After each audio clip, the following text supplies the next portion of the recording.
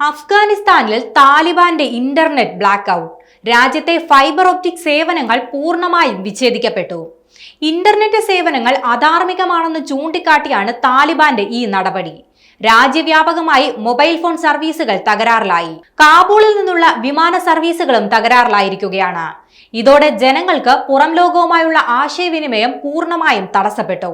കാബൂളിലെ തങ്ങളുടെ ബ്യൂറോ ഓഫീസുകളുമായുള്ള ബന്ധം പൂർണ്ണമായി വിച്ഛേദിക്കപ്പെട്ടതായി അന്താരാഷ്ട്ര വാർത്താ ഏജൻസികൾ റിപ്പോർട്ട് ചെയ്യുന്നുണ്ട്.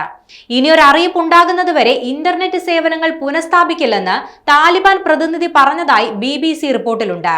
ചൊവ്വാഴ്ച കാബൂൾ അന്താരാഷ്ട്ര വിമാനത്താവളത്തിൽ നിന്ന് പുറപ്പെടുകയോ എത്തിച്ചേരുകയോ ചെയ്യേണ്ടിയിരുന്ന 8 വിമാനങ്ങളെങ്കിലും റദ്ദാക്കിയതായും റിപ്പോർട്ടുകളുണ്ട്. ഇന്നലെ തന്നെ ബാങ്കിംഗ് സേവനങ്ങളിലും ടെലിഫോൺ സേവനങ്ങളിലും തടസ്സങ്ങൾ നേരിട്ട് തുടങ്ങിയതായി കാബൂളിലെ ജനങ്ങൾ പറയുന്നുണ്ട്.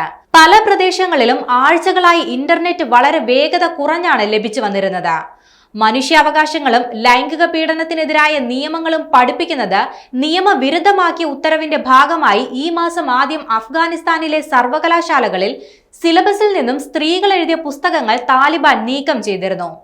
ഈ നടപടി ലോകമാകെ ചർച്ചയായതിന് പിന്നാലെയാണ് മറ്റൊരു ഞെട്ടിക്കുന്ന നടപടി താലിബാൻ ഭരണകൂടത്തിൽ നിന്നും ഉണ്ടായിരിക്കുന്നത്.